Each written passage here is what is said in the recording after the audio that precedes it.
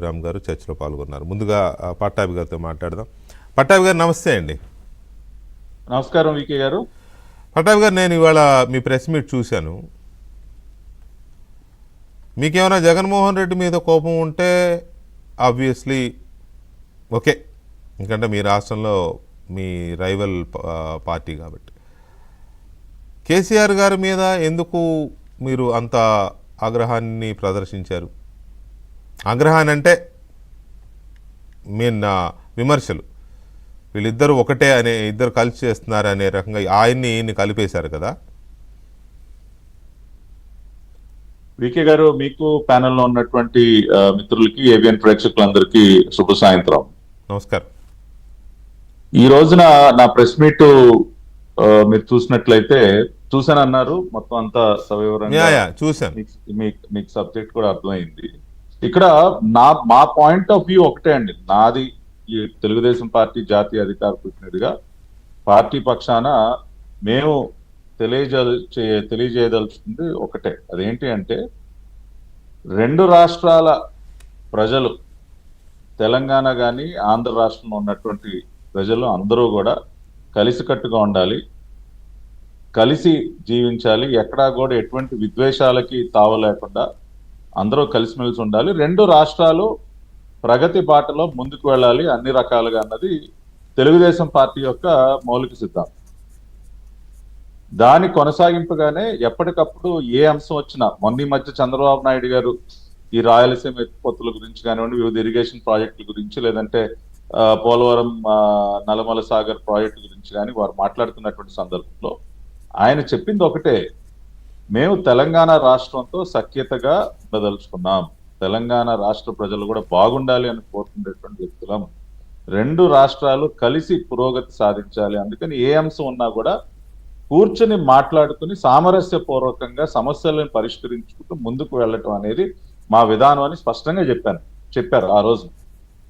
Party పక్షాన కూడా మా విధానం కూడా దానినే మేము అవలంబిస్తున్నాం. కానీ దురదృష్టం, ఇవాళ నా ప్రెస్ మీటింగ్ కారణం ఏంటంటే, కొంతమంది పనిగట్టుకుని అక్కడ ఇక్కడ విద్వేషాలు రెచ్చగొట్టడం కోసం, రగల్చడం కోసం, తమ స్వార్థపూరిత రాజకీయాల కోసం ప్రజల్ని రెచ్చగొట్టే ప్రయత్నాలు ఏ విధంగా చేస్తా ఉన్నారు అన్నది ప్రజలకి, రెండు రాష్ట్రాల్లో ఉన్నటువంటి ప్రజలకి తెలియజేయడం కోసం మాత్రం ఇవాళ ప్రెస్ మీట్ పెట్టడం జరిగింది. దయచేసి ఈ కుట్రని అర్థం చేసుకోండి, వీళ్ళ వైఖరిని అర్థం చేసుకోండి అని ప్రజల్ని ఒక రకంగా హెచ్చరించి, రెండు రాష్ట్రాల ప్రజలు మీరు కలిసి ఉండాలి, మనందరం కూడా కలిసి ప్రయాణం చేయాలని ఒక మెసేజ్ ఇవ్వడం కోసమే ప్రెస్ మీట్ పెట్టాను. దానికి అనేక ఉదాహరణలు కూడా చెప్పాం. ఇవాళ అక్కడ కేసీఆర్ గారికి కానీ, ఇటు జగన్మోహన్ రెడ్డి గారికి కానీ సొంత మీడియా ఉంది, సొంత పత్రికలు ఉన్నాయి. సొంత మీడియా, సొంత పత్రికలు ఉండటమే నేరం కాదండి, ఉండొచ్చు, అది ప్రజాస్వామ్యంలో ఎవరైనా ఏ మీడియా అయినా నడుపుకోవచ్చు. కానీ అది ప్రజల మంచి కోసం పనిచేయాలండి. ఏదో మనం మీడియా పెట్టాం కదా అని చెప్పి విషం చెమ్మటానికో, బురద జల్లటానికో, విద్వేషాలు రగల్చడానికో మనం మీడియా సంస్థలను వాడుకోవటం అనేది కరెక్ట్ కాదనే ఇవాళ చెప్తూ, ఇవాళ ఇవన్నీ వీటిని ఎవరు కాదంటారండి.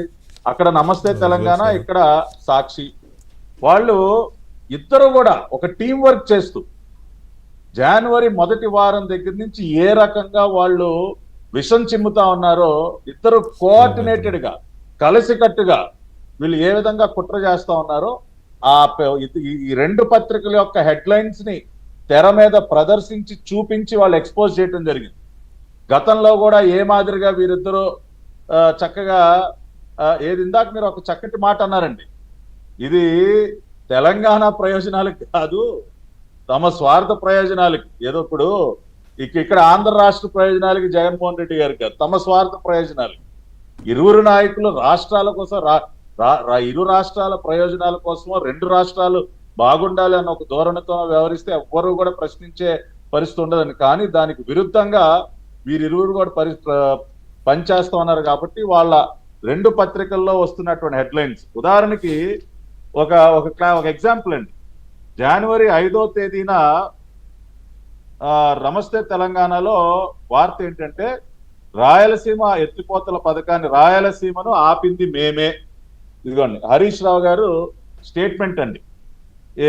అక్కడ వాళ్ళ స్టేట్మెంట్ ప్రధానంగా వాళ్ళు ప్రస్తావిస్తూ వేసినటువంటి అదే సాక్షిలో సీమ ఎత్తిపోతల పనులను నేనే ఆపించా, చంద్రబాబు నాయుడు గారితో రేవంత్ రెడ్డి గారు అక్కడ తెలంగాణ రాష్ట్ర ముఖ్యమంత్రి రేవంత్ రెడ్డి గారు ములాఖత్ అయిపోయి నేనే చంద్రబాబు గారితో రాయలసీమ ఎత్తిపోతల పథకాన్ని నేనే ఆపించానని చెప్పి రేవంత్ రెడ్డి గారి స్టేట్మెంట్ ప్రధానంగా ప్రస్తావిస్తూ అక్కడ వార్త. ఇప్పుడు ఒక పక్కన హరీష్ రావు గారు చాలా స్పష్టంగా రాయలసీమను ఆపింది మేమే అని మాట్లాడుతున్నప్పుడు మరి జగన్మోహన్ రెడ్డి గారి పత్రిక దాన్ని ఎందుకు ప్రస్తావించదండి?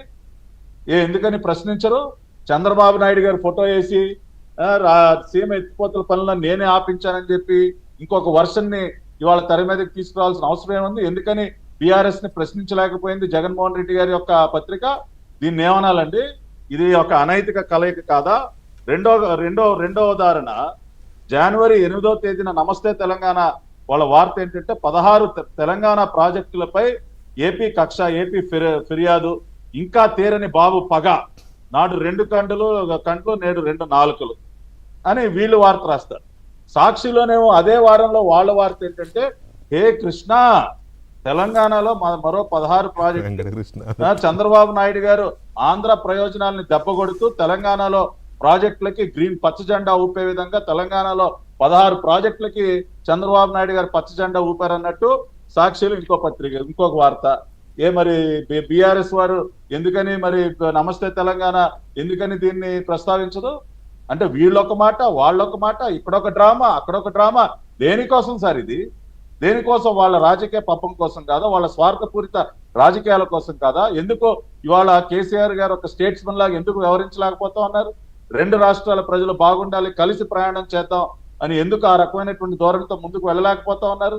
ఎందుకు ఈ రకంగా విషం జమ్మాలి? మన ఇద్దరం 2 రాష్ట్రాలు కలిసి ప్రయాణం చేయలేవా?